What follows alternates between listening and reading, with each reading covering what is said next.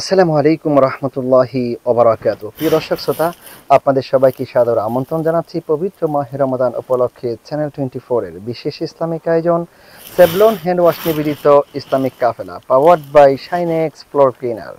প্রিয় দর্শক, আজ আমরা আপনাদের নিয়ে যাব বদরের প্রান্তরে অবস্থিত 313 জন সাহাবীর বাড়ি ঘর দেখাতে। আপনারা জানেন, রাসূল সাল্লাল্লাহু আলাইহি ওয়াসাল্লাম নবুয়ত পাওয়ার পর 13টি বছর মক্কা আল মুকাররমায় মানুষদেরকে তাওহীদের পথে দাওয়াত দিয়েছিলেন। স্বল্প সংখ্যক লোক রাসূল সাল্লাল্লাহু আলাইহি ওয়াসাল্লামের দাওয়াতে সাড়া দিয়েছেন। কাফের মুশরিকরা তাওহীদের দাওয়াত গ্রহণ না করে রাসূল সাল্লাল্লাহু আলাইহি ওয়াসাল্লাম এবং তার সাহাবীদের উপরে নির্যাতন করতে শুরু করেন। তখন নবী কারীমের নির্দেশে মদিনায় হিজরত করেন এবং হিজরতের দ্বিতীয় বছরে বদরের যুদ্ধ সংগঠিত হয়েছিল। প্রিয় দর্শক, আপনারা জানেন, দ্বিতীয় হিজরির 17 রমাদান মদিনার মুসলমান এবং মক্কার কাফিরদের মধ্যে বদরের যুদ্ধ সংগঠিত হয়। যুদ্ধের আগে চলে বেশ কিছু খণ্ডযুদ্ধ, তবে বদরের যুদ্ধ ছিল দুই পক্ষের মধ্যে প্রথম বড় আকারের যুদ্ধ। ইসলামের এই প্রথম সামরিক যুদ্ধে হযরত মুহাম্মদ মুস্তাফা সাল্লাল্লাহু আলাইহি ওয়াসাল্লামের নেতৃত্বে মুসলমানরা বিজয় লাভ করেছিল। এই বিজয় অন্যদের কাছে এই বার্তা পৌঁছায় যে মুসলমানরা আরবে নতুন শক্তি হিসাবে আবির্ভূত হয়েছে। এর ফলে নেতা হিসাবে নবী মুহাম্মদুর রাসূলুল্লাহ সাল্লাল্লাহু আলাইহি ওয়াসাল্লামের অবস্থান দৃঢ় হয়। আপনারা জানেন, ইসলাম প্রচার শুরু করার পর মুহাম্মদ সাল্লাল্লাহু আলাইহি ওয়াসাল্লাম মক্কার কুরাইশদের পক্ষ থেকে বিরোধিতার সম্মুখীন হন। মুসলমানদের উপর নির্যাতনের কারণ মুসলিমরা মদিনা হিজরত করেন। মুহাম্মদ সাল্লাল্লাহু আলাইহি ওয়াসাল্লাম নিজেও এক পর্যায়ে মদিনা হিজরত করেন। হিজরতের পরে অবতীর্ণ কোরআনের আয়াতে মুসলিমদেরকে অস্ত্র ধারণের জন্য নবী কারীম অনুমতি দিয়েছেন।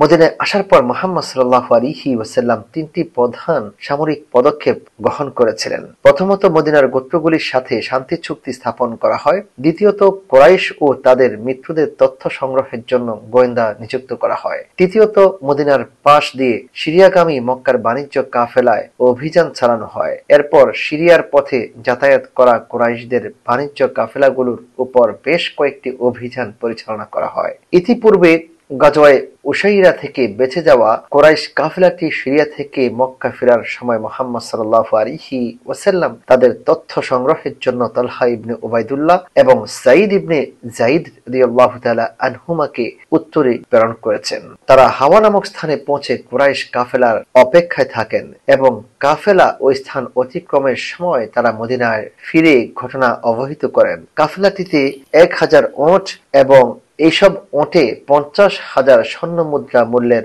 মালামাল ছিল। রক্ষণাবেক্ষণের জন্য কাফেলায় রক্ষী ছিল 40 জন।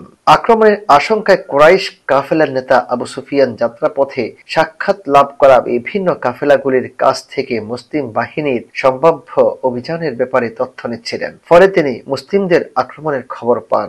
তাই সাহায্য চেয়ে জমজম ইবনে আমর গিফারিকে বার্তাবাহক হিসাবে মক্কায় পাঠানো হয়। সে দ্রুত মক্কায় পৌঁছায় এবং তৎকালীন আরব রীতি অনুযায়ী উটের নাক ছাপড়ায়, আসন উল্টিয়ে দেয়, নিজের জামা ছিঁড়ে ফেলে এবং উটে বসে ঘোষণা করে যে মক্কার কাফেলা মুসলিমদের হাতে আটকা পড়েছে।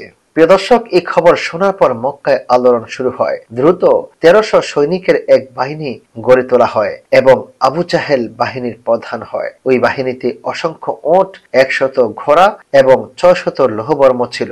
9 জন সম্ভ্রান্ত কুরাইশ রসদ সরবরাহের দায়িত্ব গ্রহণ করেছেন। বাহিনীর জন্য দৈনিক কখনো 9টি আবার কখনো 10টি উট জবাই করা হতো।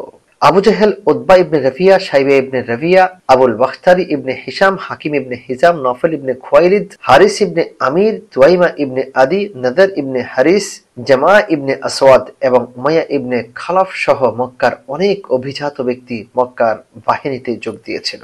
প্রিয় দর্শক, আপনারা দেখছিলেন আপনার প্রিয় অনুষ্ঠান সেভলন হ্যান্ড ওয়াশ নিবেদিত ইসলামিক কাফেলা। সময় হয়েছে বিরতিতে যাব একটি বিরতিতে, ফিরবে একটু পরেই, সঙ্গে থাকুন। নতুন স্যাভলনে টাইম লাগে কম, জীবাণুর জম ডাবল ডাবল ফেনা হয়, সুরক্ষিত কোমল হাত সব সময়।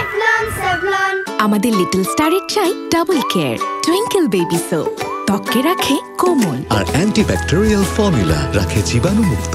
শুরুটা হোক যত্নে। প্রিয় দর্শক, বিরতির পর আবারও স্বাগত জানাচ্ছি পবিত্র মাহে রমাদান উপলক্ষে চ্যানেল 24 এর বিশেষ ইসলামিক আয়োজন সেভলন হ্যান্ড ওয়াশ নিবেদিত ইসলামিক কাফেলায় powered by Shinex floor cleaner. বদরের যুদ্ধ হযরত মুহাম্মদ মুস্তাফা সাল্লাল্লাহু আলাইহি ওয়াসাল্লাম নিজে পরিচালনা করেছেন। আর আল আরিশ পাহাড়ের পাদদেশে মুসলিম বাহিনীর শিবির স্থাপিত হলো। আজকে আমরা আপনাদেরকে যে বাড়ি ঘরগুলো দেখাচ্ছি এগুলো ছিল মুসলমানদের শিবির বা বাড়ি ঘর বা থাকার জায়গা। আপনারা দেখতে পাচ্ছেন কাঁচা ইটের ন্যায় এবং বিভিন্ন ব্লক দিয়ে তৈরি করা হয়েছে। এই ঘর বাড়িগুলোতে রাসূল সাল্লাল্লাহু আলাইহি ওয়াসাল্লামের সাহাবায়ে কেরাম ছিলেন এবং এখানে তারা অবস্থান করেছেন বদরের যুদ্ধ সংগঠিত হওয়ার সময়ে। আপনারা দেখতে পাচ্ছেন একটি বড় মসজিদ।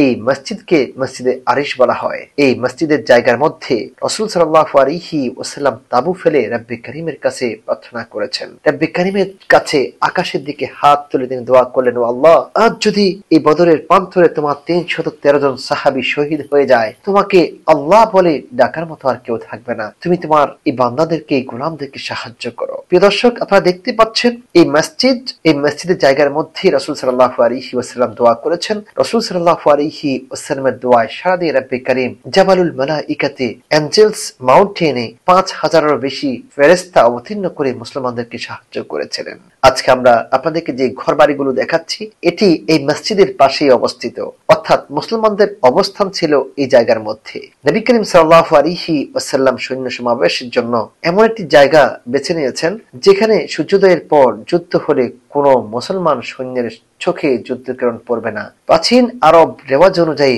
প্রথমে মল্লযুদ্ধ হয়। অমুসলিমদের সৈন্য সংখ্যা ছিল 1000 আর ছিল 100টি ঘোড়া, 600 লৌহবর্ম এবং অসংখ্য ওট, যা আমরা ইতিপূর্বে আপনাদের সামনে উপস্থাপন করেছি। অমুসলিমদের সেনাপতি ছিল উতবা ইবনে রাবিয়া।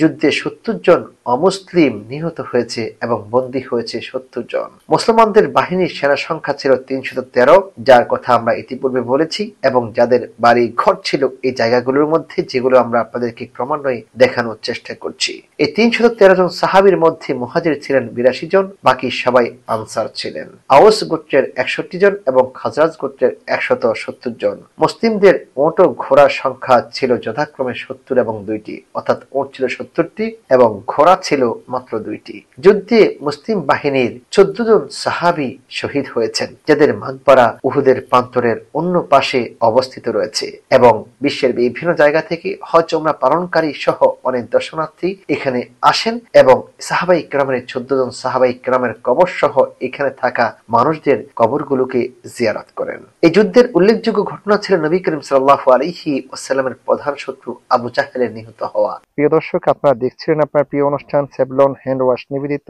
ইসলামিক কাফেলা। সময় হয়েছে বিদায় নেবার। আজকের মতো এখানে বিদায় নিব। দেখা হবে আগামীকাল অন্য কোনো পর্বে। সেই পর্যন্ত ভালো থাকুন, সুস্থ থাকুন, নিরাপদে থাকুন। আল্লাহ হাফেজ। আসসালামু আলাইকুম ওয়া রাহমাতুল্লাহি ওয়া বারাকাতুহু।